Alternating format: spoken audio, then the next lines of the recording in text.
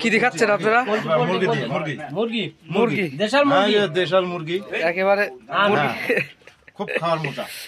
কালাম ভাই, জীবনের ইতিহাসে স্মৃতির পাতায় রেখে দিয়ে গেছিলাম পাবনা আশিক ভাইয়ের কাছে। অবশ্যই সবুজ ভাই লাল ভাইয়ের মতো সেম আবারও চলে আসলাম আমাদের পদ্মা নদীর একেবারে মাঝ বরাবর। আপনারা দেখতে পাচ্ছেন এই যে আমাদের সাথে কিন্তু কালাম ভাই আছে, এছাড়া দেলোয়ার ভাই আছে, আর এনাদের সাথে কিন্তু আরও দুইজন আসছে, মোট 4 জন আসছে।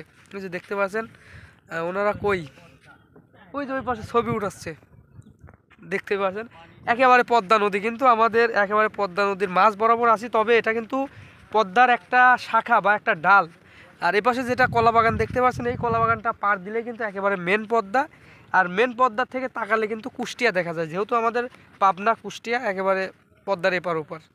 তো ভিডিওটি সম্পূর্ণ দেখতে থাকবেন, আর আপনারা যারা আসতে ইচ্ছুক অবশ্যই সরাসরি আসবেন। আমি কিন্তু আপনাদেরকে এখানটাতে সেম এই জায়গাটাতে কিন্তু লাল ভাই আর সবুজ ভাই যারা রংপুর থেকে আসছিল এর আগে, ওনাদেরকে নিয়ে কিন্তু ঘুরতে আসছিলাম, আর এনাদেরকে নিয়েও ঘুরতে চলে আসলাম। তবে একটু বেশিরভাগই একটু ভীতু কাজ করছে এনারা, যে কোথায় নিয়ে যাচ্ছে রে না জানি।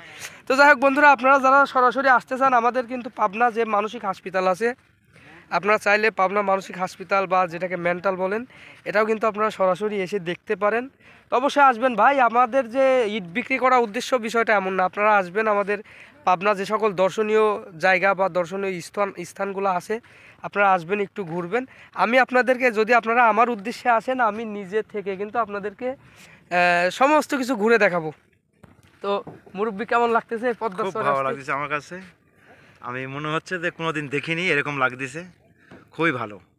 এই আমাদের পদ্মা। তবে আপনারা যদি ইলিশ মাছের সময় আসতেন তাহলে ইলিশ মাছ খাওয়াইতে পারতাম। তবে আপনারা জানেন কি না জানি না, বাংলাদেশের মধ্যে কিন্তু ইলিশ মাছ যেটাকে বলে, ইলিশ মাছ আপনারা যারা খান, যেটা ইন্ডিয়াতেও যায়, এই ইলিশ মাছ কিন্তু শুধুমাত্র এই পাবনাতে হয়, বা পাবনাতে বলতে পদ্মা নদীতে হয়। আর পদ্মা নদী কিন্তু আমাদের অবস্থিত পাবনা জেলার মধ্যে, যেটা একেবারে পাবনা কুষ্টিয়া সীমান্তের মাঝামাঝি পড়ছে। তো এখন তো আসলে ইলিশ মাছগুলো সেরকম পাওয়া যায় না, তবে আমাদের এই নদীতে বা ওই পাশে যেটা মাঝখানে যেটা মাঝারি কোল আছে, এটাতেও কিন্তু প্রচুর পরিমাণ ইলিশ মাছ হয়, আর ওই সময়টাতে কিন্তু ইলিশ মাছগুলোও ধরা হয়। আর এ পাশে যে দেখতে পাচ্ছেন একেবারে সূর্যের আলো, ওই যে ছোটো ছোটো নৌকাগুলো দেখতে পাচ্ছেন, এগুলা দিয়েই কিন্তু আসলে ইলিশ মাছ কিছুটা মারা হয়। তো আপনারা কিন্তু চাইলে সরাসরি আসতে পারবেন। আমাদের ইট কেনার উদ্দেশ্য করে যদি না আসেন, ঘুরতে আসবেন, বেড়াতে আসবেন, আমি আশিক ভাইয়ের সাথে আপনারা ঘুরবেন। আমি আপনাদেরকে যতটুকু আমাদের পাবনা জেলার মধ্যে দর্শনীয় জায়গাগুলো আছে আমি আপনাদেরকে দেখাবো। তো সম্পূর্ণ ভিডিওটি দেখতে থাকবেন। আর আজকে যদি নতুন হয়ে থাকেন আমার এই ইউটিউব চ্যানেলটিতে, অবশ্যই চ্যানেলটি সাবস্ক্রাইব করে পাশে থাকবেন। তো বন্ধুরা দেখতে পাচ্ছেন ইতিমধ্যেই কিন্তু আমাদের একটি ট্রাক চলে আসছে, আর আরেকটি ট্রাক কিন্তু রোডে আছে, যেটা রওনা দিয়ে চলে আসছে, ওটাও কিছুক্ষণের মধ্যে চলে আসবে। এই দুইটা ট্রাকের মধ্যেই কিন্তু আমরা এনএসবি ব্রিক্সফিল্ডের পুরাতন 18,000 পিস ইট কিন্তু উঠাই দিব নাটোর আমাদের কালাম ভাইয়ের উদ্দেশ্যে। তো বন্ধুরা একেবারে হাস্যকর বিষয়, এই যে দেখতে পাচ্ছেন আমাদের কালাম ভাই খাওয়া দাওয়া করছে, আর এখানটাতে কিন্তু অনেকে, প্রায় আমরা 16 থেকে 17 জন লোকজন কিন্তু খাওয়া দাওয়া করছি। যেটা দেখতে পাচ্ছিলেন রাত্রে কিন্তু 2টা ট্রাক লোড হয়েছে, আসলে সেই ভিডিওটা আমি আপনাদেরকে এখন দেখাচ্ছি। এই যে দেখতে পাচ্ছেন, কি দেখাচ্ছেন আপনারা? মুরগি দেশাল মুরগি একেবারে খুব খাওয়ার মোটা।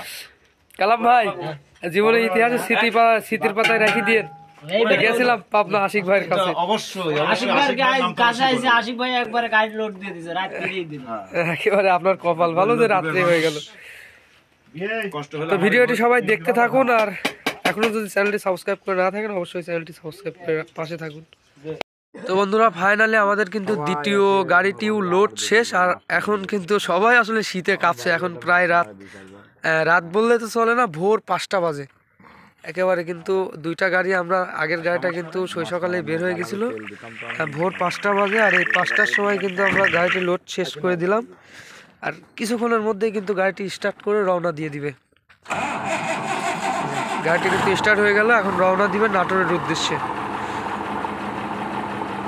কথা বলতে পারতেছি না, শীত লাগতেছে প্রচণ্ড পরিমাণ।